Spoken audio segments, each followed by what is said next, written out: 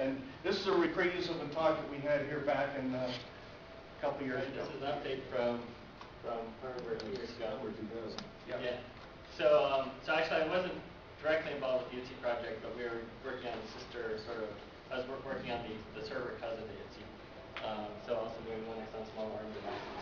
And we'd sort of gotten ramped up on doing kernel hacking about the time that the ITSE folks were getting really tired of it. And about the time that the iPaq came out. And they had, they had a lot of interest outside the company to get the ITSEs out to people. And had actually worked out a thing where they produced them for cost. But then that started looking a lot like the original iPaq, this device. And the marketing people said, oh, that would be confusing if we had a research prototype and we had the real thing. But you can port Linux to the real thing. So that was actually much better for us because there are a lot more of those to produce. We didn't have to worry about building hardware. We built hardware in the lab. And they built hardware in the West Coast lab, and we know how hard it is to actually produce any sort of quantities. We usually produce probably the worst case number, which is like 100. You know, 1 or 2 you can build by hand and rework until they work. Thousands you can get the production line, and 100 you just never get it right.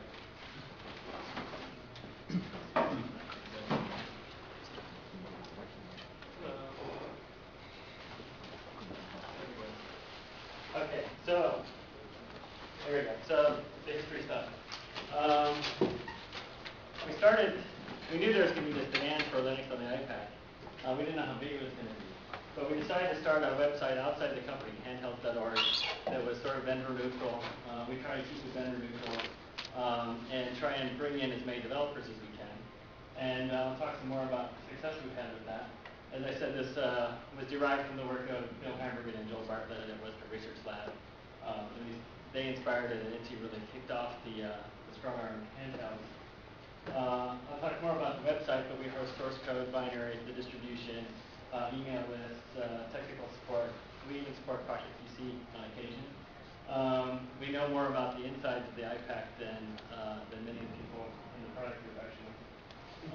Because we get down, a lot of it's outsourced, the software and the hardware. And we get down at a level to do the device driver work that they don't get down to with their work. And April 2000 was when we started this work. By June we had X running on the iPaq on the external site. Actually, I think a month of that delay to get the website launch was getting the clearance from Microsoft. Okay, we're going to do this thing. Not really the clearance, but we had to go work it through them. Don't be surprised, but we're doing Linux. Like, oh, it's just a research board. So it's pretty good. So I probably don't really have to put this up, but why are we doing open source stuff? Well, we've had full source and binary availability. We can change anything in the system. And in our research work, we change, the guts of things, and people doing application work change other parts of things. And it's just really nice to be able to change any piece on the whole system. It's actually, in a way, it's better than a laptop or a PC because there's not even a BIOS in the way. All the way down the firmware is our code. The downside is that all the way down the firmware is our code. And so I spent a lot of time working on that. One of the things that have been leading us into this path from the research side is the advanced networking, advanced security. So we have, actually for 2 years now, we've been doing IPv6 and mobile IPv6 on the iPaq. We have IPsec sort of into the line for a while. We get all the versions lined up. Security, well, our first distribution 2 years ago, or 2.5 years ago, we showed this. We had telnet and all like RLOG and all that great stuff. And then we put all the stuff up outside of RLOG. So take that off. Yeah, SSH, SSHD, GPG. Actually use GPG in our package upload and protected process environment, which we take for granted. But if you do Pocket PC development, you find that it's just not there. All these things are basically not there in Pocket PC. We worked with the product group on trying to enhance security of the main product, and much of our discussion sort of moved down to, well, if we have Linux under here, it would just all be solved. Or at least done at the underline there. And instead, you have to work around all that stuff. Fundamentally, we view it as a computer. It's a computer in your hand. It has full networking abilities, full connectivity. It has the same APIs as the desktop, as servers. And so it shares a lot of a lot of your expertise, a lot of the software that's out there. We can install Debian ARM Linux packages directly.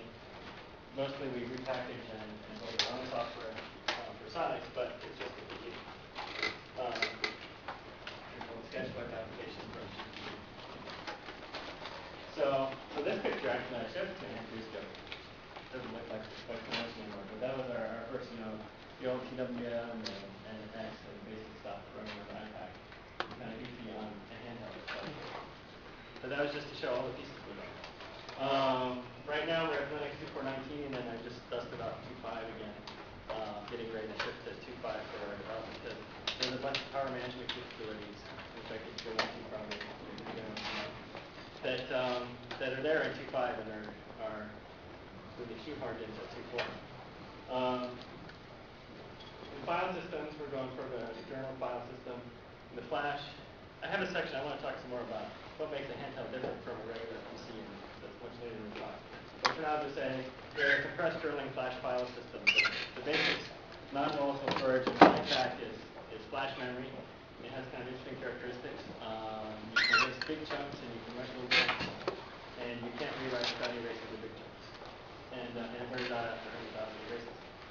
So you have to have a special file system for that. We want something that is journaled so it behaves well if the battery dies or if you drop it or whatever. And we want something compressed because 16 megabytes of flash isn't very much.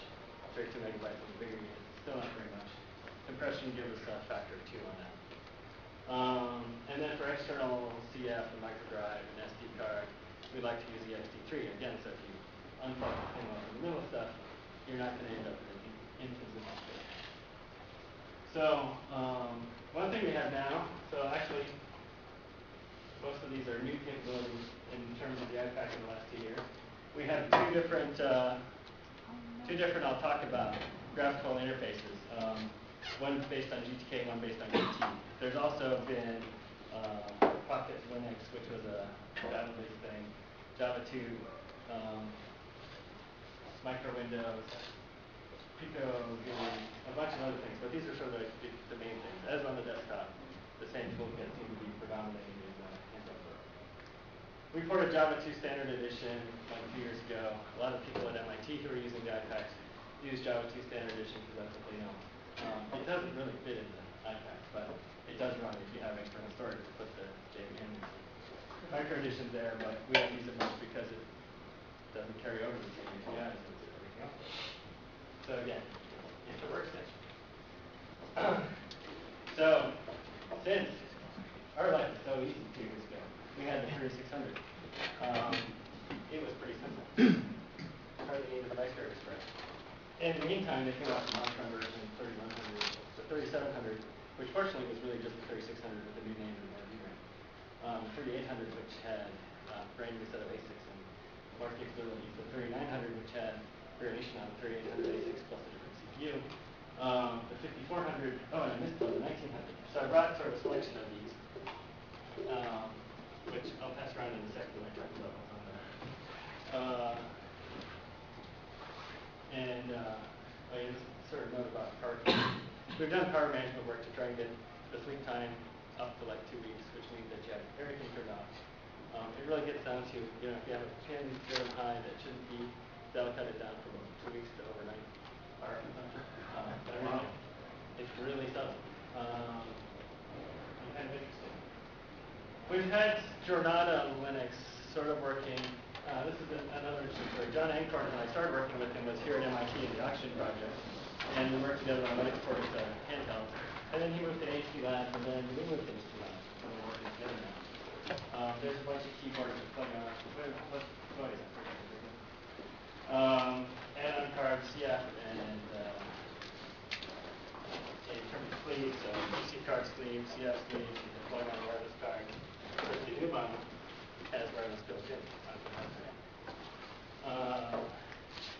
And then there's even VGA out cards.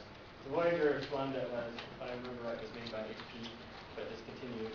And there's another one, and Margie has one now that we're doing a port to support video out from the iPaq to plug into a bunch of peripherals that are on here. And this is really one of the strengths of the iPaq, I think, is that there is the expandability, both in terms of the sleeve capability that you can plug these things that pull out the memory bus, the PC card bus, and give you a bunch of, 1 and 2 slot options. Also the CF card expansion, and in the new model, the SD card expansion for the really thin memory cards. And, right, more choices. We have a whole bunch of Linux distributions. We have the original one that we pulled together, which really was derived from binaries that were built for the INSEE. Some of them we just repackaged into Tarball and Cameraman and stuff. And we paired that forward and building a new release every 2 weeks. Then we started doing a new distribution, which is more deadly derived. Some packages built from scratch, some actually just repackaged from Jamey packages. We call that Familiar on Handheld.org. And about the same time as Familiar started, there was another distribution, which was a synonym for Familiar Intimate, which is really just ARM Debian Linux installed on iPaq, installing it with the root file system on a PC card drive, so you can have 100 megabytes of storage or a gigabyte of storage, depending on whether you're doing CF or microdrive. And I'll show some screenshots of that. So we have the box emulator running x86 Linux on top of ARM iPaq Linux. Yes, CF, Compaq flash. And I didn't bring any of those, but it's a card about this big. And I felt it in my hand as I walked out the door, not in my head. But you can get either CF up to, there's one, up to 512 megabytes, I think, and hard drive up to a gigabyte. I was really expecting 2 gigabytes to come out by now, but nothing happened. Well, what happened was IBM sold that stuff to Hitachi. Was it Hitachi that they sold? Hitachi. One of those.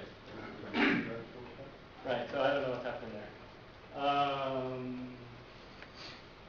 In the meantime, Trolltech did something called QPE that they renamed Utopia, and there's a variant of that that's fully open source that's called OP that we also host on Handheld.org. The original Utopia isn't open source? But it's, I don't know. I hear all sorts of complaints about the license. So there's partially open source and I don't know. It's right, as long as you're doing, if you're doing GPL stuff, it's okay, but if you're doing commercial stuff, you can't license. So there's some people who have issues with that. And so OP is the fully GPL version of it. And Bucket Linux, which is probably at the bottom, but it was Cathay JVM, XML stuff, and sort of about a year ago. So the Familiar distribution has sort of pulled together both the GPE, which is a GTK-based GTK over X distribution, actually applications, and OP, and so you sort of have your choice. If you want GTK, you can have that. If you want OP, you can have that. And we're working with the OP folks to get OP on QT on X so that you can seamlessly intermingle the 2 applications. But we're not there yet. So, sort of change the slide around so it doesn't totally make sense. In both distributions, we've got anti-alias fonts, we've got landscape and portrait mode, and then there's sort of different capabilities based on GPE, which is X Windows system, versus OP, which is directly on the frame buffer. Does everybody know what the distinction is there? I assume there's more overhead in X, but I would like to know the difference. Yeah, well, actually, that question we've never answered. It's because Qt embedded pulls in and has a lot of the stuff that an X server would have. So it has font rendering and all that stuff. And so I think they take about the same amount of space, actually. Because what else has changed? I guess the other thing that's changed recently, like the X 4.2 or 4.3, if that's the right numbers, 4.2 anyway, is that the font rendering is moved into the client side. So now that looks very much like the way Qt does things. It's font rendering on the client side. And I think they're both using TrueType fonts, and so that's reducing space consumption now, and you don't have all these bitmap fonts for all the different rotations, all the different sizes. You build that stuff on the fly. I should say Jim Geddes and Keith Packard are both involved with this project, and they've been pushing X, and Keith's probably been working X longer than anybody. But so they've been pushing capabilities in there. But in terms of size, it's hard to say. I think there may be an overhead in X that goes to the network stack to get to the display, but it's local and sort of loop back, and there's actually a a shared memory extension. So I haven't really seen anything with that. The key thing that we like about X is that you can throw the display up someplace else. And we do that a lot for debugging, and we're talking about doing that with what we call dissociated computing, where I could walk in here with my iPaq and the presentation on it, and she'll put it up on the display by running something like X. Might not be X, but something like that. So remoting the display without having to do the cables and all this stuff. Okay. So, and as you can see from just looking at things, you can't really tell the difference now. GPE used to be much less polished, but they've been tweaking it a lot lately. Okay, so GPE X Window system has got the render extension, the rotate resize extension. Rotate and resize. Well, so we can rotate all four directions: landscape, portrait, seascape, upside down. And resize would not be really of interest on iPaq, but for a laptop where you've got higher resolution external display than you have on this LCD. So if the projector supported higher resolution, then you could resize, and the server without changing your connections to the server could present a bigger desktop or a smaller desktop. And as part of if the applications know the rotate and resize extension, they all get notified, and then you go and resize appropriately and re-render. And actually, that's why render is a very important piece of this, because if the display depth or anything is changed, you need to be able to handle that. So it's pushing a lot more into the client than it used to be in X. Well, than they used to sort of push in the X work. But it's getting more towards the side where a lot of the applications that really cared about what it looked like, it's on the client side. The latest version of GPE is using GTK 2.2, I think. And over here we've got a view of Xstruct, which is a full screen struct recognizer, and also the keyboard, on-screen keyboard. But I wanted to show you.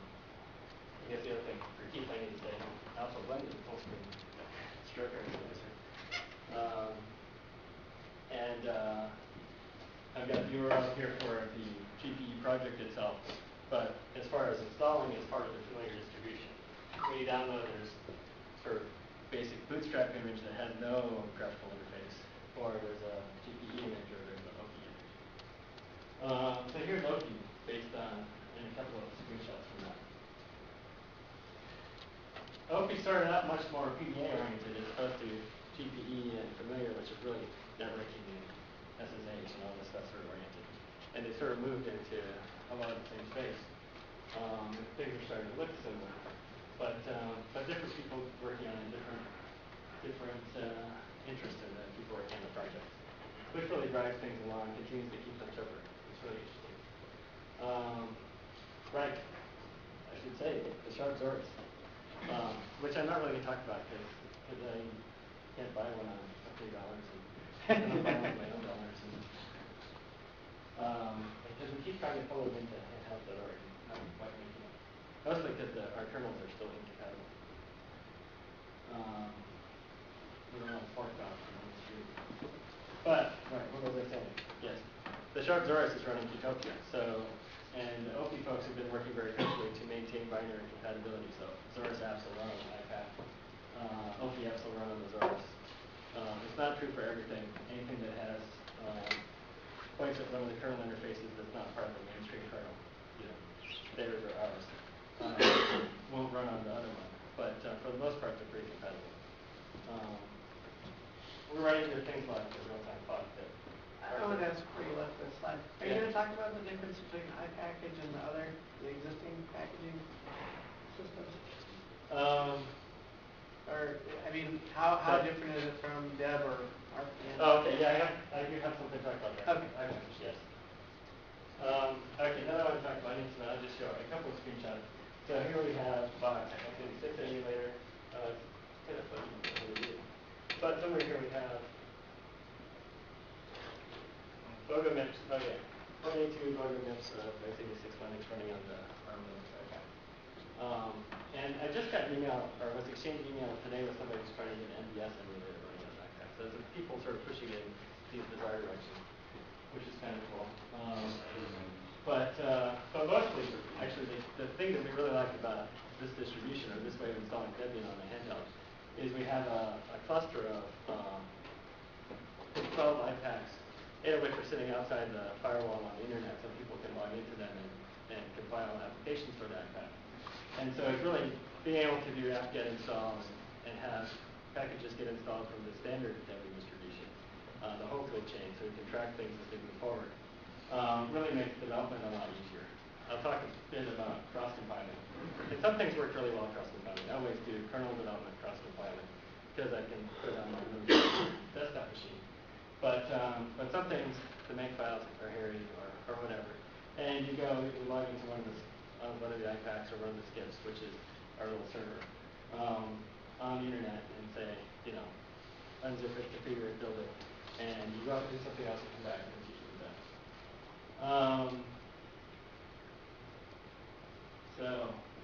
So that's what all there is to say about that. But you do need external storage, so you can use a CF card as we showed. We have actually external ID drives with a PC card adapter. You can do NFS networking. Lots of different options here. And you can do this in addition to installing basic familiar, so you can bootstrap or familiar to Internet. I kind of talked about this. We did a port with sub-licensing code from Blackdown of 131, and we've been trying to help somebody get 141 ported, but haven't gotten any response from Blackdown. So that hasn't made much progress. So the 131 is still the latest ARM Linux Java 2 distribution that's out there. And so if you want the full-blown Java API, that's what you choose. The Java 2 micro edition is finally starting to pick up some of the fuller APIs, but I don't think it's quite there yet. Well, we did make an iPaq, so if you install it, it's easy to install. On the community side, so how are we doing as a project out there? We have, well, the mailing list of members, I did this count in November, I think. So like 3,000 people on the mailing list. I talked about the iPaqs on the iPaq cluster on the outside. We had 1,300. Our convention is you log in as guest with no password, which leads to its own issues for us. And you create a subdirectory with your email address as a name. So I counted 1,300 of those. 1,300 people have logged in to do something on the iPads out there. Then we have registered accounts, people who have CVS write access, 200 of those. So that's really the more core people involved in the project. And in the CVS 76 project that we posted. We have a search engine, iPaq.find.handheld.org, that has recorded 20 or 30 feeds of iPackages and indexes those. And so there's 1,900 particular packages, not 1,900 different software units, but different versions of different packages. Quite a few things. And a screenshot of Russ Thompson's 5GPS application. That's something to show here. I talked about development cluster distribution. So there's quite a bit of activity, and we're starting to get some collaboration with the Sharp folks, with the Zora folks, not the Sharp, but open source. And we're hoping to get some more synergy there. And on its own, we have quite a few people working on that's sort of an update of where we are. And here's a list of people at HP Labs and the iPaq product group, and some of the key people I can remember off the top of my head working directly with Handheld.org. So this is people I see all the time, at least online. And but many others, because we're building on open source from the whole community. Right, so you didn't ask, but you might have. How come I have HP as a shipping medicine? And that's a question we come back to every 6 months, because we have a lot of people saying, oh, I really like to ship a product that has Linux in it, and we would like to, either they want support for the hardware or they want to be able to buy it directly. And we haven't gotten to that point yet. We still don't think Linux is ready for a broad audience in the same way that Pocket PC is. There's a broader range of applications, and it works sort of out of the box. Maybe it's the way we look at it. But when we look at Linux on iPaq, we have, as I said, 1,900 packages, and you can't install them all. You can't go like you do a mandrake and say, install everything or Red Hat, install everything that will fit, and expect to have most of what you want on it.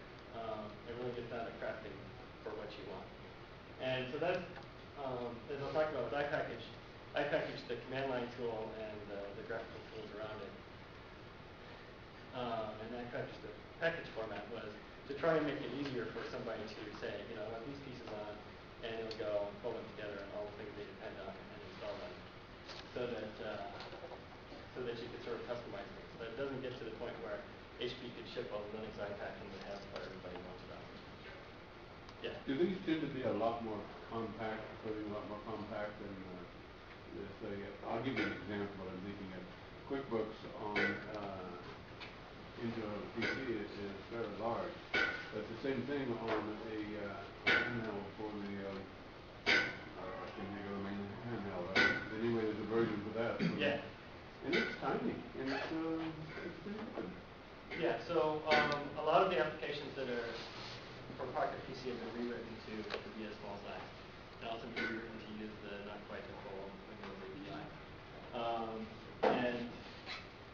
And so I mean, so that's sort of what Qtopian, OP, and GPE are all doing, is rewriting these sort of a suite of applications to take less screen size, to take less file system space, and to take less memory window.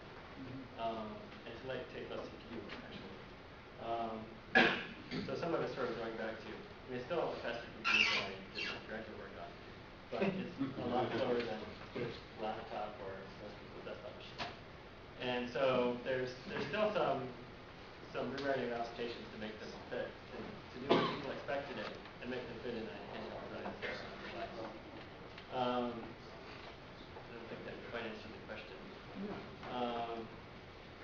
But I guess what I want to say here is we really see it more as a, you know, here's a bag of parts, and here's the iPaq, and pick up the pieces that you want and put them on the iPaq, and if they don't quite fit, well then, you know, you get to choose which ones to throw out rather than us choose. And when we were doing the original distribution, and every week we would sort of tweak it to fit in what we thought should go in there, and interacting on email and IRC with people to see what should go in there. We didn't have the tools to make it easy for an end user to do that. And so it sort of moved very slowly. The distribution moved very slowly. As soon as Carl Burke wrote iPackage, and all of a sudden you could say, you know, iPackage update, and you know, here's the feeds I want. One from Handheld, one from MIT, one from OP in Germany. Update to see what's there, and then install things. Then things really got moving. And as I talked about for developers, it's really low impact to get into it because, you know, we've got like a 12-line shell script that we use to make iPackages because we don't check all the things that everyone checks. But on the other hand, we can do it all in 12-line shell script. So it's really easy to produce an iPackage from something you compile. And it's easy to put up a feed. All you need is a web server. And you run this other script that makes a packages file, which basically pulls out the metadata of the iPackage. And then you tell people about this. And you go, oh, put that in my list of feeds and do an update and install. So you can go from compiling a package to shipping it to people in minutes. And that's really one of the cool things about the distribution, which is slides back and slides forward. And what we've been really trying to achieve with the website. I should probably go back to this. Which still comes back to you. So that sort of sets it up to be a good playground for somebody who wants to put together vertical solutions. And there's some key features that are available in this whole slew of parts that would make it really good. And it comes back to, well, somebody's got to support the hardware with Linux on it. And we're trying to get over that hurdle. I think it's now, the product group's saying, you know, if a large customer steps forward and wants to do this, then we'll get over the hurdle and we'll do the support. But right now they're looking at it as, this is going to cost us money. And without seeing money come in, we don't want to spend money on supporting another operating system. So I guess I should say the sort of workaround right now is at handheld.org we promise that you can put Pocket PC back on, and we make sure that that happens if it doesn't work the first time. And so, which I don't think we've ever really gotten to a point where somebody's hardware wasn't supported. you know, if something breaks, then you reinstall Pocket PC and you ship it out to service. And things happen. But it's not really, so that works for small installations and stuff. It doesn't really work for somebody doing a large installation. And so then it gets back to, if it is a large installation, then we can get over the hurdle and get into support. Right, the other thing recently is, well, downshift Linux on the iPaq that we would of course have to do. I mean, on the Accent. Right, it's nothing accidental. There is somebody working on a Linux port to the Accent, and we will probably host it on Handheld when it's available. But so I'll come back to all the issues of porting to a platform, I guess. Yeah, it requires pretty much intimate knowledge of the design, which sometimes even HP don't know, because it was done by some other company. And we've actually had to do some reverse engineering of our own design because we don't have any information. Anyway, so I do know that, well, I'll talk about another application. I know that there are some people doing point-of-sale applications, actually deploying Linux, that they have a point-of-sale application, they run in Linux, they run on Linux servers and Linux desktop. Now they can just carry it over to Linux iPaq, Linux Handheld. So there's an Italian company that's been running along with this stuff. So there is actually commercial use of Linux on the iPaq, but there's not really any big things we can point to. Well, there's one sort of big thing. What's Sharp's strategy? Well, the Sharp strategy really is trying to do a PDA. Okay. I mean, they're doing PDA. So they're trying to replace, it's a Pocket PC equivalent. And I don't know, I think it's getting there for that kind of thing. If you're just doing it pin suite. I guess and then the other thing for us is, I don't know, why go to all the trouble to do just a pin suite? And so we really want to see something that's more about connection and connectivity and sharing devices and stuff. And so maybe this is us coming from HP Labs going, that's not but even when we try, yeah, it's partly that, and partly when we talk to the product group, they're like, that's not interesting enough. And so that's sort of a difference in the strategy, I guess. So the one I can point to that actually ships with Linux on iPaq is the spooked network analyzer. So they took a 3800 iPaq and a single PC card sleeve and their own AS11 card, which seems to have better signal strength and sensitivity, and is good for scanning networks.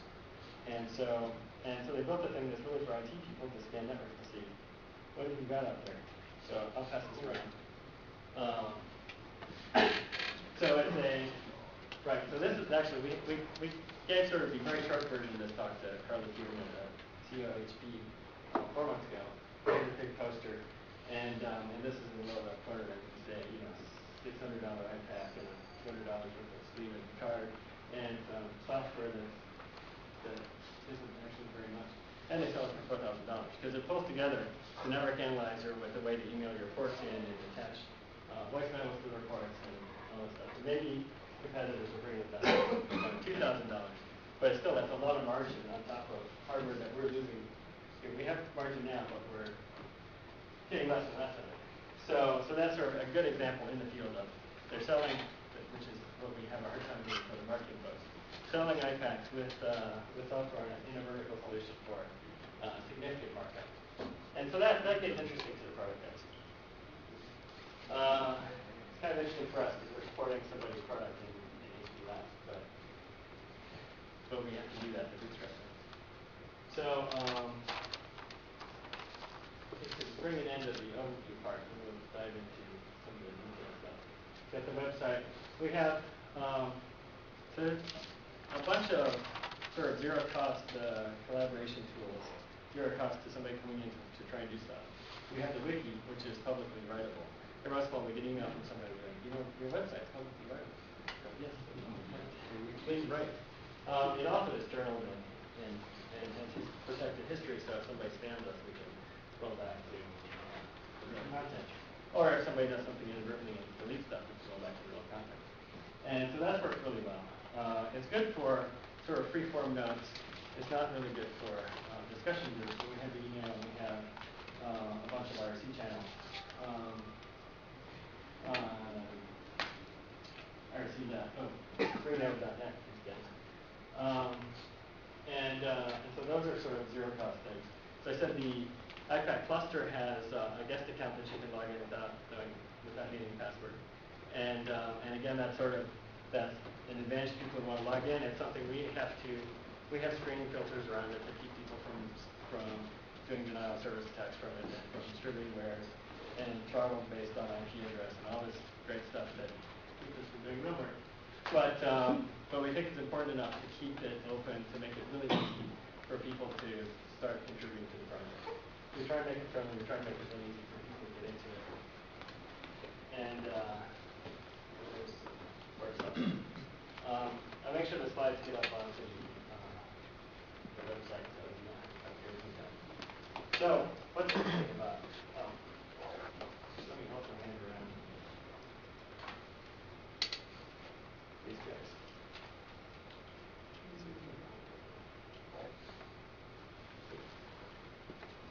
You do the slide? I actually use PowerPoint and then I'm running with Open Office. You gotta get a copy of those before we close it. Yeah. On the laptop. So let's see.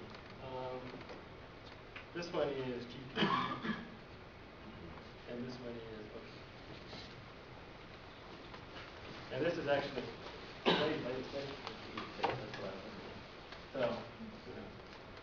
okay, so in terms of development, it's the standard API, so everything you know about Linux carries over, except that you don't have much storage, and the CPU is a little slower than you're going to use these days. And the screen actually, this is old. 320 by 240. The original had 12-bit color. The current ones have 16-bit color. And you have to build an application that has no right mouse button and no keyboard most of the time. So there's all sorts of interesting input methods. So those are sort of the primary constraints on developing for iPaq. And then how do you compile application? So cross-compiling. So you run on compiler on x86, you generate time binaries, and you can download full chains of a bunch of different versions from Handheld.org, or and various places. And so this is nice. It's faster than native compilation on the iPad. It's a lot easier to set up. But make files and configure scripts often don't quite get it right. I think that the configure files have been getting better. Red Hat and Monte Vista have been pushing on cross-compiling for their embedded suites. And so things are improving, but things like the GNOME applications don't like to cross-compile. And so those are the downsides. But the upside is that it's pretty easy to start out. And the other thing is the linker doesn't check what kind of binaries it's linking. So it's easy in cross-compiling to try and link in your x86 libraries out of the user lib. And at least the last time I checked this x86, the ARM Linux LD segbees, which is very friendly. So at least it only does that usually in one case, it's only doing it. So that's cross-compiling, and we do a lot of that. I think GP does a lot of cross-compiling. Currently we do all cross-compiling. And then there's data development, which is running on iPaq or other ARM Linux device. And so it's slower, and I managed to not put up the guys. They're very, very original. iPaq 1, Handheld.org, iPaq 2, Handheld.org.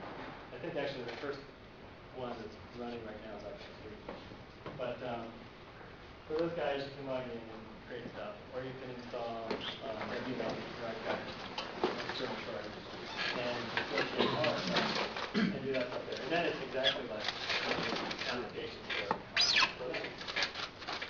So I'm going to talk about iPaq. So that was in a nutshell, and you've also over some of the hard stuff. Compiling. So iPackage is the written packaging tool for the iPaq, which actually Verse is using, and Intrinsic on their surf cubes, I think, is using familiar with iPackage because it's sort of an easy to use distribution. We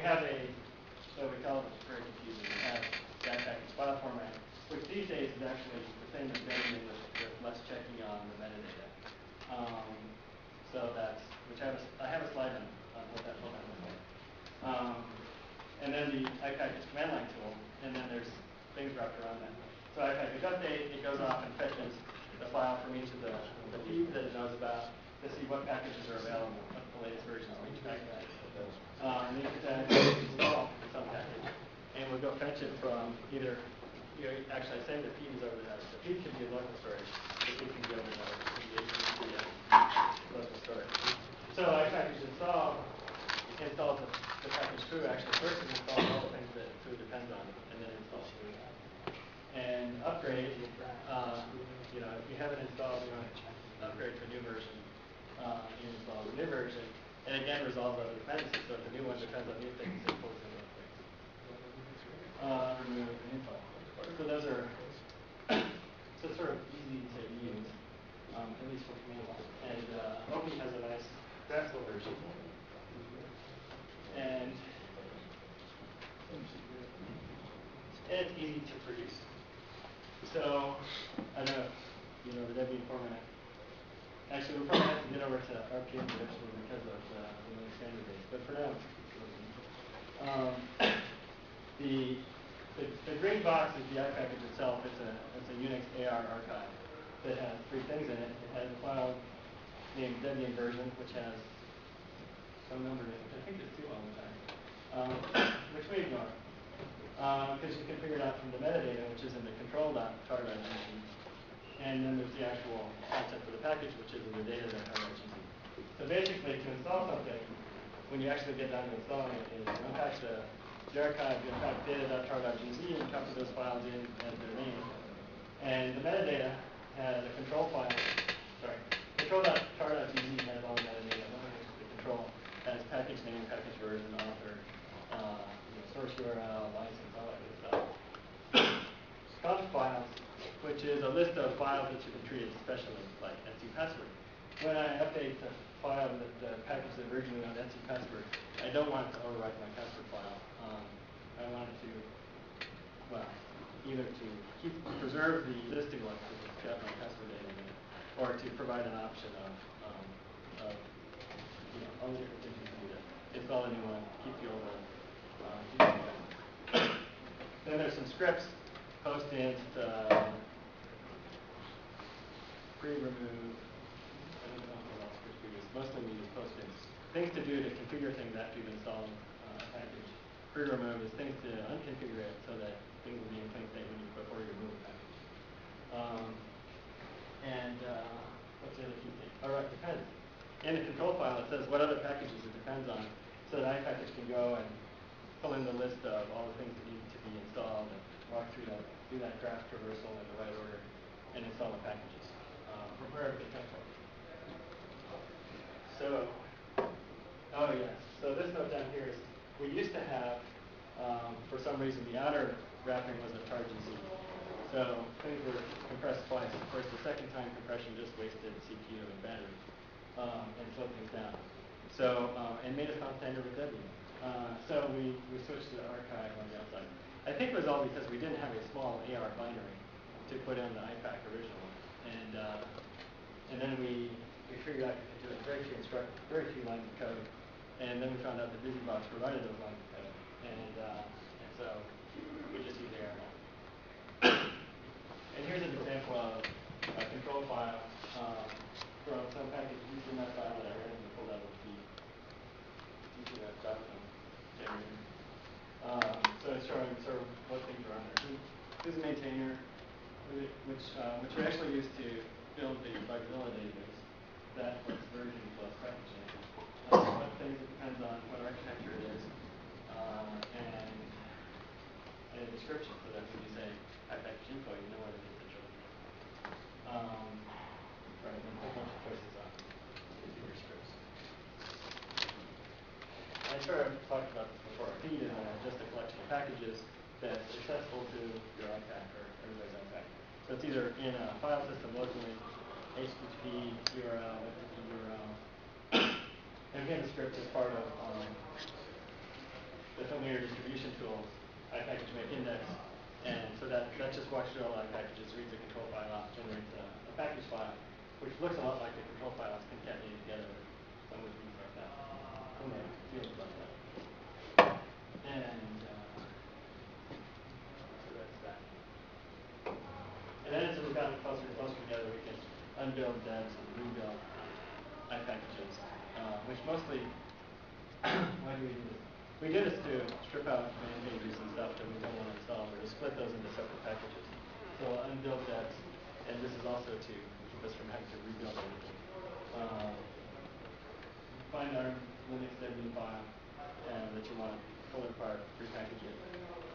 Sometimes that's the install script for things that we don't have support for. Right, so that's fine.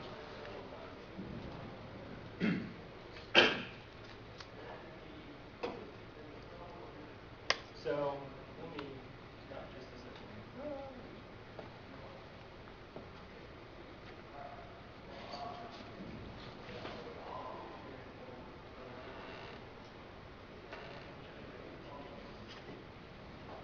So I guess there's an example of the search thing.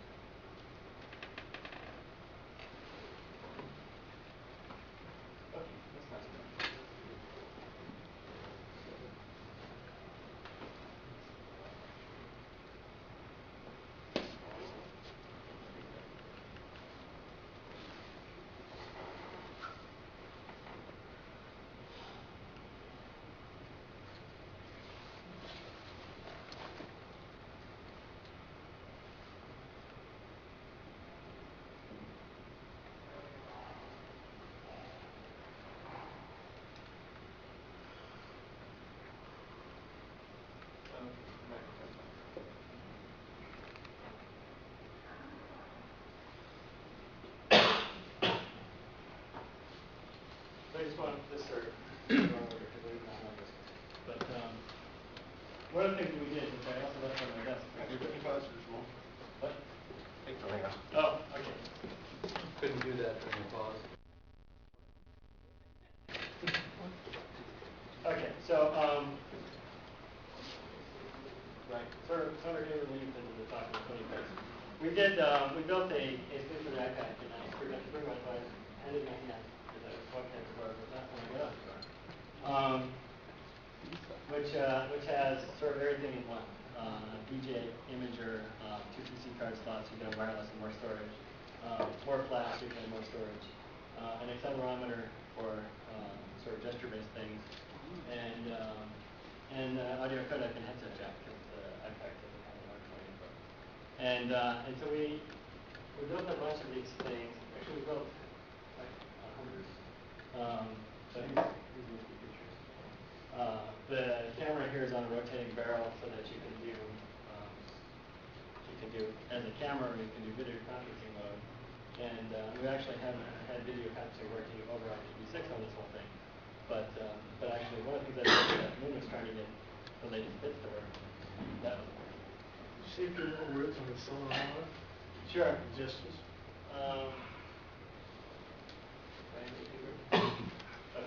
Okay. So we have in the first version, which is what we're showing here, 2-axis accelerometer in the body of the backpack, as we call it. And so that'll give you, it shows you acceleration, but the usual thing it's showing you is gravity. And so you can see if the iPad, if the whole unit is tipped up this way or up this way. And so, well, one of the things we do is rotate the screen based on that. Also, we have, it's just another input mode. So there's a couple of games that you can sort of roll all around. This is something we did with the Oxygen project at MIT, LCS and AI Lab. And so we provided them with these units, and the students have done interesting things. In one of the seminars I was helping out with, one of the teams did a musical sort of application. So it was they have a positioning system they call Crickets, which which would give you down sort of a couple of meter, well maybe a meter accuracy of positioning. And then they used the accelerometer, so if you shook it, that was the trigger for the thing to play music. And then they did this choreography where they had 4 students, 4 different sites within the little space that they were doing. And depending on who you were and which space you were, then it played a different note. So then, and then they choreographed it so that only once did everybody crash in the middle. Run around, watching the store on the board, take it in your space at the right time. So that was really a cool thing. It was just showing as another input mode, if you wanted to do something that was, actually sort of more sensible thing is, you want to do a single-handed operation and you want to be able to flip through things. So you can flip the iPad. That would cause it to page forward, page back. When I talked to actually the tablet guys, I'm like, if I'm standing on a T, trying to do this thing, I need to be able to do it with my hand. Yeah, how do you manage to get the accelerometers to be gravity sensors? That's quite different. Well, so Accelerometer of DCs. I think it's a capacitive sensor. So there's these tool arms and then they deflect. So as they deflect, so gravity is one force that will deflect them. So you can sense that as a DC thing. There is some noise in it, but reasonable accuracy for what we were doing. And so that's how it works. And then for the next bit of the thing, we added, after we did this in the body, we're like, we really want to know which way the camera's oriented. Because on our software application, if the camera's flipped towards you, you have to push a little button so you flip it over. If you flip it back, you have to flip it the other way. Otherwise, you're upside down in one direction. We really want the camera to know which way it is. So in our respin, we added 2 of them, so we have all 3 axes. So you could capture the information, what the orientation of the camera was when you captured pictures. That would give you more sort of instances. Was the gentleman on the T with the accelerometer, was he measuring something connected with the train, or was it another project? Will the train? No, I was talking about when I take the T to work, if I'm reading But something. you've got motion and acceleration there. Right, so then you need to be able to filter out the low motion and really just get the stronger motions, stronger acceleration. So I don't know if that would actually work with the accelerometer, but you might have lots of I didn't understand if the train was the object that was being measured, or No. something else. No, usually there's not enough acceleration to measure it. It's not that sensitive. Okay. But you could measure hand gestures with it.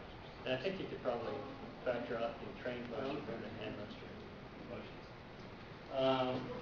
So it was something interesting. It was easy to put into there. And here's all the details there. Just for a second, you're using that for the page, and you guys sign the brakes, and all of a sudden, That's you're right. like 300 pages and 600 pages, and all of a sudden, the first page. Right, another idea was, if you detected falling, that you should seek the disk back to the resting place that you haven't made. I want to spend a few more minutes talking about some of the interesting characteristics of handheld hardware. But that are different from, in terms of more on the kernel side than the application side. Developing for the iPaq. Developing for the iPaq.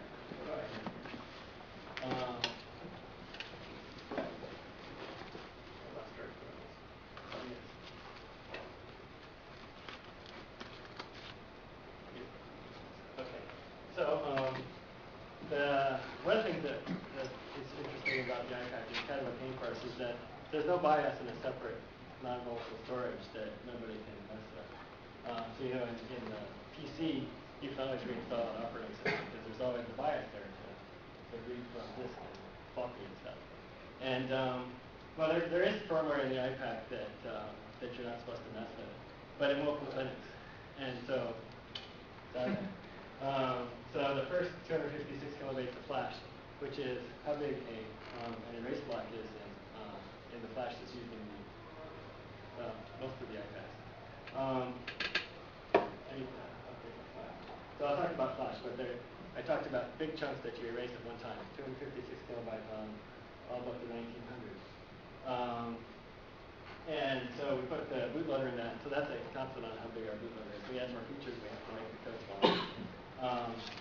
We still have 30 kilobytes free, I think, as we add file systems and CF and IDE, soon MMC. In order to reduce the fragmentation of flash, we put a big file system on the rest of flash, and we read the kernel out of there. The bootloader reads the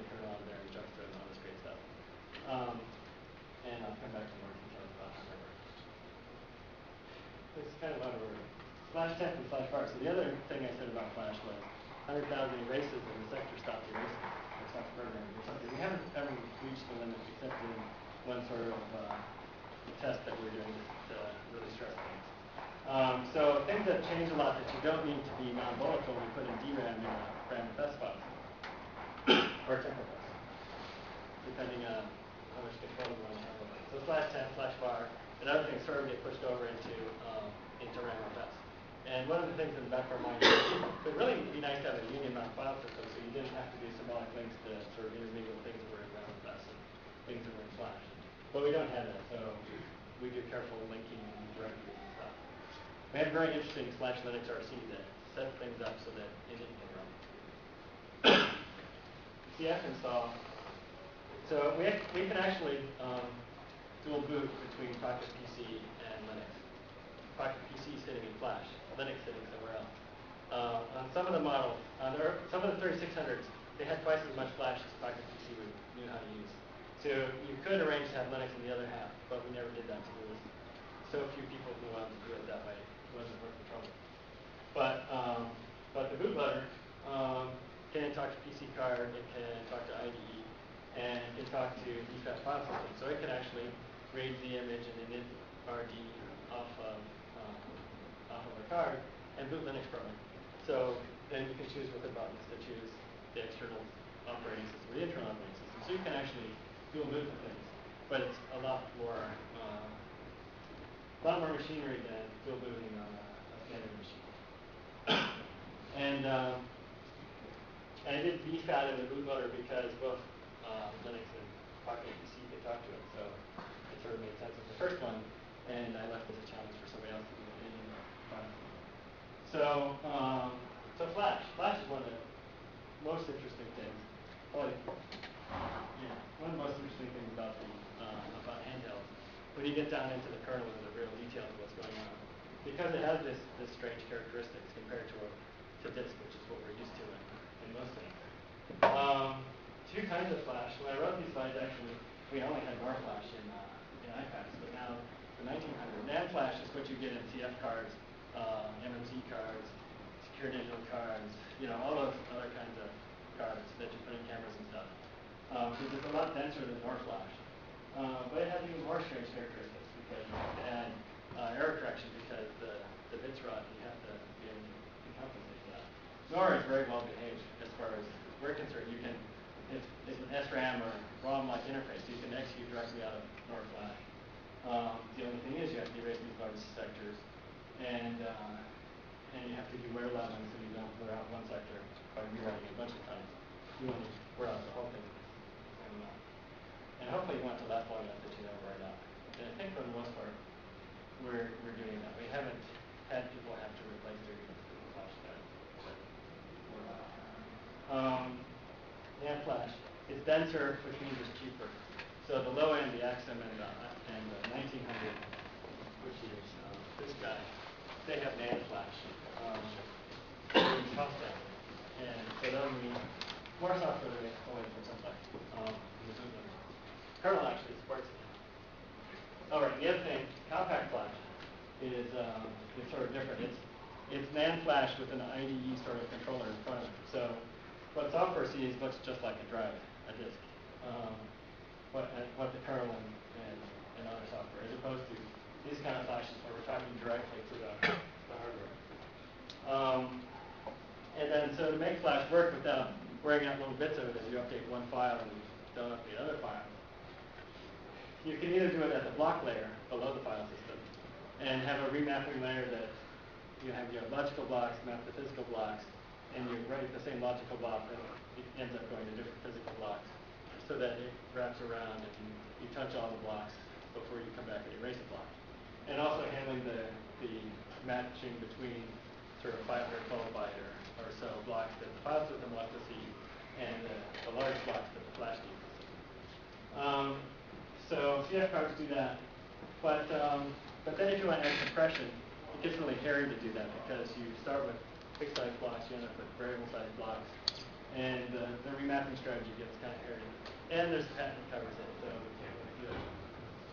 But Axis and David Woodhouse at Red Hat did something called journaling flash file system. Exposed that that characteristics of the flash chips directly to the file system and let it do the whole thing. So it's doing, in version 1, you just treat all the flash as a big long journal and you write all your files out and then you garbage collect from this end. And you hope that the stuff you're writing doesn't ever catch up to where you're cleaning. But because it was totally sequential like that, it was actually very difficult for the, you'd have to move things a lot to keep ahead of the garbage. The journaling flash file system 2 sort of breaks that up. So it keeps track of which blocks are full of good data, which blocks have some superseded data in them. So as you rewrite a block, then you mark it as superseded. I guess the one other little tidbit about flash that makes this work is you can continue to write zeros, but to get ones you have to erase. And so you can do, as long as you set up your flags and the headers of things right, so you erase it and you mark a bit to say, oh, this is in use and it's good, and you zero out another bit to say, oh, this has been superseded. So it has some characteristics that let you do something like this, but it has some other characteristics that mean you can't just use ESP3 or something like that. Right, that's the question. Since it's doing just a journaling, it doesn't have to match up to disk block sizes or anything. It can, if it's 3 bytes, well, it's probably not 3 bytes. But whatever arbitrary size the block ends up being, you just sort of set that up for the journal and move the way through. I can give somebody a reference if they want more details on that. But it's kind of interesting. And then, of course, then again, JFS 2 is journaling, but it really wants to talk to flash.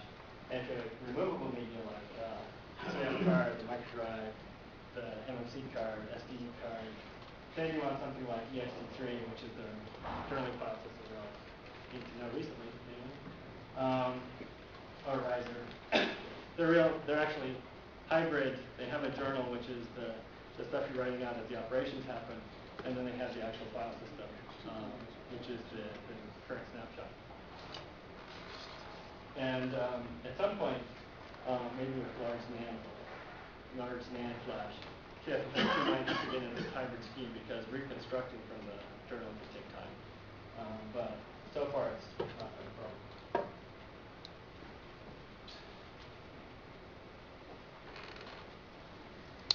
I don't know if you knew that. But I guess one of the, just a little bit. So, we come out of the reset, CPU comes out of the reset, starts executing our code, and then, of course, you have to say, well, what kind of model is it? And so it's kind of back in the ISO world, because there's no, putting an identification model on there would cost money, and so there isn't one. So our code comes out and go, oh, is it a 3100, 3600, 3800? The xScale ones are different codes, so they only have 2 choices in that. And then, because then depending on if you want to look at the button to see if you should do something special. But first you have to see what kind it is before you can find out the special. Because the other interesting thing about all this hardware is it's all directly connected to the CPU. The SA1110 in the first 4 iPacs has 32 GPIOs. And in every iPaq, the things are, you've got 1 GPIO to turn on audio, 1 for the button, a button. And they're all in different combinations of the different models as, whatever hardware designer goes up right on. And on the 3900, the 5400, that the xScale gets into 50, there's 80 GPIOs. And so there's all these different combinations. And so that's why when somebody says, oh, I've got this handheld that's got a strong ARM SA1110 in it, can I run the kernel on it? And you have to say, no, because you have to know exactly how all these things are connected, or else you can't turn on the peripherals. You can't talk to the peripherals. And so that's where you have to really know the details of how stuff's connected on the design to do a Linux port to it. And that's why, the iPaq has Linux on it because we worked at Compaq and then at HP and we had access to that information. There's a guy at Dell who might have access to that information. There's some other interesting handhelds out there, but nobody in the companies is willing to give the information out, and so there's no Linux port for them, and not much DB one. There's all those things, and then if there's ASICs and stuff on it, that gets more hairy. But the first thing is just knowing how the CPU is connected to stuff. And they'll be like, well, it's a derivative of the reference design. Well, really gets down to all the details matter. I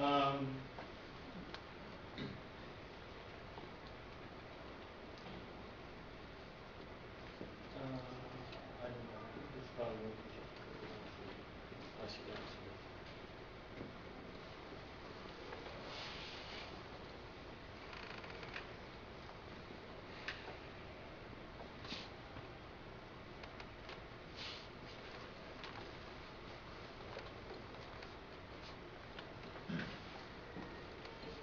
I guess another interesting aspect of handheld is that because, well, DRAM is a lot cheaper than flash per bit, and so there'll be more DRAM than flash typically. And so we use that for file system instead of just for memory for running applications. And so that's an interesting thing. And so you can, the difference between Pocket PC and Linux is that Pocket PC actually, the way it started was all the user data was in DRAM. The battery died and the user data was done. We started off with all user data in flash, and additional non-volatile stuff was in DRAM.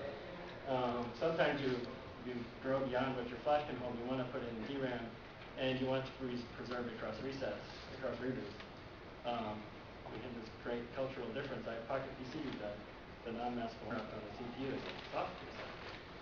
Even though it's doing a full reset of the CPU, it's not clearing DRAM. So we have a block driver that this guy Abreau wrote that lets you take a chunk of DRAM and preserve it across resets, and so it's viewed as a block device to the kernel, and so you can keep stuff there across reboots. And so then it's sort of getting into the soft reset mode. Not quite happy with the way it's integrated now, but it's sort of a step in the right direction. Some of that stuff, part of the instant on, is just keep running all the time. And so you reset and reset the CPU, come back up, have your state there. The thing the downside of it is, well, if something got corrupted there, then if you never clear that, you have no way to ever clear that. And so on the Pocket PC iPaq, there's all these bizarre indentations. You hold these two buttons down and push the reset, and then your head goes to the DRAM. We just take the batteries out. Hard reset, they would say? No, I mean, Even now? For them, it isn't a hard reset. Right? I mean, it's a hard reset of the hardware at some level, but there's a bunch of software reset that they're not doing until you push the buttons and do that kind of reset. So that's also sort of a little bit different than what we're used to. And I'm not going to follow the instructions. And I'm happy to take email and obviously stuff to talk about it, but it's just like when we go through this, and the first part is the serial cable. We still have to use serial cable to install stuff. Soon we'll have USB support, and there's actually a bootloader installed from CF for scripting thing that almost has interaction on the screen, so you don't need a serial port, but it's not quite able yet. So I'm happy to take more questions or dive into other details, but I want to sort of follow close to what I prepared, and let it be driven more about what people understand. Yeah. So one question I was wondering is, have you thought about how hard would it be to install or port Handheld Linux to the HP tablet? Yeah, well, given that so we got three tablets, two of them are running Linux. It's a laptop really. So we started by installing our favorite distribution, and interestingly enough, that actually worked. Except that none of the peripherals work. The card bus controller and the Ethernet controller and the wireless LAN are all newer than what's in Mandrake 9, which is what we installed. But they are all in 2.4.21 pre-4. And so we built that kernel. With the ACPI patches applied, because it is a ACPI BIOS.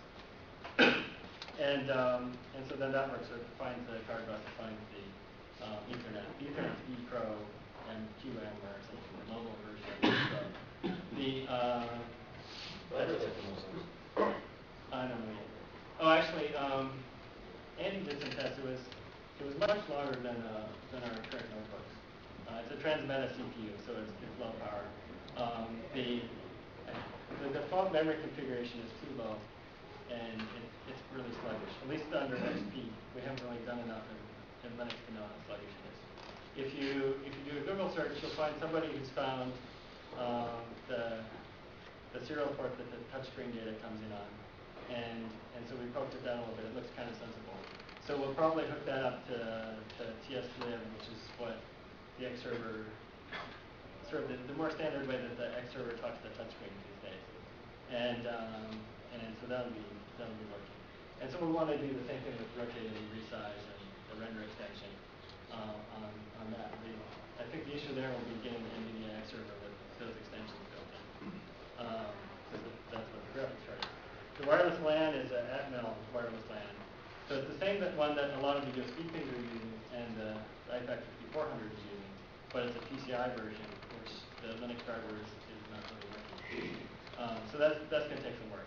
But the PC card does work, and so you can plug an external wireless and there you go. So like what other devices does it have that Is the it has USB, digitizer? it actually has 3 USB ports, 2 USB 1s and a USB 2. The USB 2 goes out to the dock, which has the ID, DVD. The BIOS actually will talk to the CD-ROM over USB, which I've seen before. But that all worked under the Linux installer, and the Linux installer will find keyboards over here. So if you plug the keyboard into the dock, you'll have the USB. But the little, I was going to bring it, the built-in keyboard is actually a standard keyboard port, and so a PC keyboard is Linux. Okay. Do you think the handhelds.org would have that when you guys get that far? I think that's a likely place for us to put the information. We kind of want to get to, I mean, one thing that would be good would be an ISO image, an installable image, because right now you get Linux installed and then you don't have any good way to get a kernel on that will talk to anything. I guess you could burn it on a CD and put it in a drive, but isn't that all? Or let's see what else. Oh yeah, a USB storage device would probably work. I tried one of those little USB disk key things, but it wasn't finding the files for some reason. So I'm not quite sure what's going on there. But anyway, ended up going back to Windows. Dual booting with that was kind of interesting. Every time you go back to Windows reinstalls itself like a bootloader. So then you go back to reinstall this and get Lilo reinstalled or Rover reinstalled. We haven't, and we've tried the partition magic, boot magic, and I don't think we've conquered Windows in that dual boot situation. So if you want Windows, it's going to be tricky. If you don't want Windows, it's probably not going to be a problem once you get all the bits on it. So yeah, I think we'll put some stuff on handheld.org. I think HP has a Linux website that we'll put the information on. The head of the Linux program office at HP, Judy Chambers, is really interested in getting the information out there for all of our notebooks and tablets and stuff for how to run Linux on them. So there's support to do that, but it's not really out there yet. There was some, yeah, right. So there's information on the Atmel wireless. There's information on the touchscreen which needs to work. And in terms of the X server, so that carries over from handhelds. In terms of the stripping things down for size, we don't need to do that. And but GPE and or OP, those could be run there as full suites. If that makes sense. Might make sense. Yes. A little bit off topic, but those little Compaq Win terminals that are like the embedded Linux stuff. Familiar with those? I'm not familiar with those. I'm wondering where some of the internal documentation is, because they apparently tweaked the kernel a little bit. Okay. If you send me an email and I can try and hook you up with somebody if you want to dive into that. But I don't know anything about it. Can you say a few words about installing it on other Pocket PCs such as Casio from Casio? Right. So I believe some of the Casio PM models have Linux ports to them. I really don't know anything about. Many of the early and Pocket PC devices actually didn't have flash ROM; they had mask ROM, so you couldn't replace the software. So in that case, you can do you can run a. Here's where the lack of security wins really as a feature for us, because you can run an application that boots Linux. without getting into the kernel because everything's running in kernel mode. So we keep joking about email virus that installed it. But so I don't know that one. I haven't had any experience with that.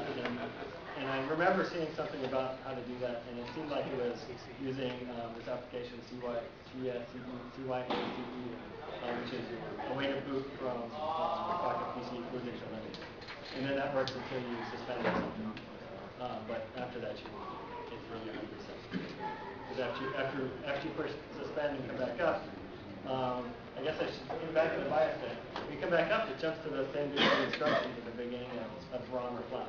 And so in the case of a hard ROM device, that would be Pocket PC or Linux. The Jornada 720 is another the clamshell device. It's really cool. But it comes with mass ROM, so you can't install Linux natively. Well, you can. John Ankord built something board that has flash on it, but he only built 20 or so. And so you can't really install Linux natively. And so that's a problem with some of the devices. And that's another, and it's a thing marketing doesn't really talk about. They say, oh, it has 32 megabytes of ROM. What does that mean? So you get one, okay, you can't really tell. More questions? You mentioned that Familiar isn't running on the 5400 right now, and I've also heard that the 5400 has a custom ASIC for doing the Bluetooth from the 802.11 combo, and the fingerprint reader stuff too as well. So I was wondering how committed HP is to making all the hardware that they keep adding to the series. Well, the product group has really no commitment to supporting Linux. Yeah. Well, I mean, no, maybe I should say they have no personal commitment. They've been very cooperative in terms of getting to me and the people in my group schematics, specs for the ASICs. What else do we need to know? Oh, yes, the Pocket PC, our driver source code. In the case of the 3900 and the 3800, that was essential because the Pocket PC drivers, because the specs didn't match the hardware. In the case of the 5400, I mean, they probably matched the hardware in the beginning, but the hardware didn't work, and so I worked around the specs that were out there. The 5400 is what I've been working on the last week or so. And I can boot, I've got it to, in command line mode, we've got flash file system and stuff. And just starting to get the GPIO infrastructure together so that to talk to that ASIC to turn on all the other peripherals. The wireless is the same XML wireless thing in the USB mode. That's the driver that's more debug, so that's sort of more promising.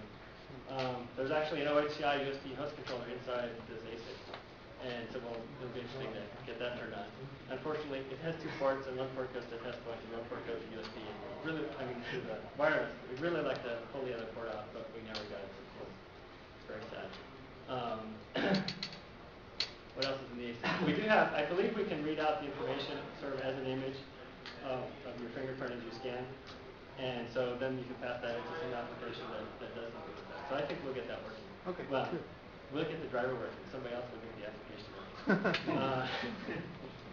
What else is on the 5400? Oh, and right, another thing, MMC versus Secure Digital. They share a pinout for a low-speed mode. Secure Digital has a 4 times faster mode, but that spec is protected by NDA, and so we can't do an open source driver. When we probably do a closed source driver when something interesting comes along, like a camera or Bluetooth, that we want to get an SD card working, let's say the 1900. And so then we'll make it work across all the things. But for now, the fully open source thing has to be MMC, because that's the only thing we can publish specs on. Publish source would give away the spec. We're hoping somebody who doesn't have spec will reverse engineer it. That's not a problem. But You're talking about Secure Digital? yeah. Yeah. But nobody has. Probably nobody will. I don't know. What else is on 5400? Right, Bluetooth actually is a standard CSR chipset. Oh, it's not And a combo with the... I mean, it's hooked up to the ASIC as far as serial port goes to get a faster serial port, but it's a separate device. And so, except for, there's a bunch of little sub-pieces in the ASIC. It's going to be a bunch of work to write device driver for it. Nothing really, assuming the spec sort of matches the hardware. Not that big a deal, it just takes some time. And it takes sort of minute time. I fooled with it a lot for a couple of months with pre-production stuff. But you really have to sort of sit there and study it and concentrate on one thing at a time to make progress. But anyway, we'll have the 54.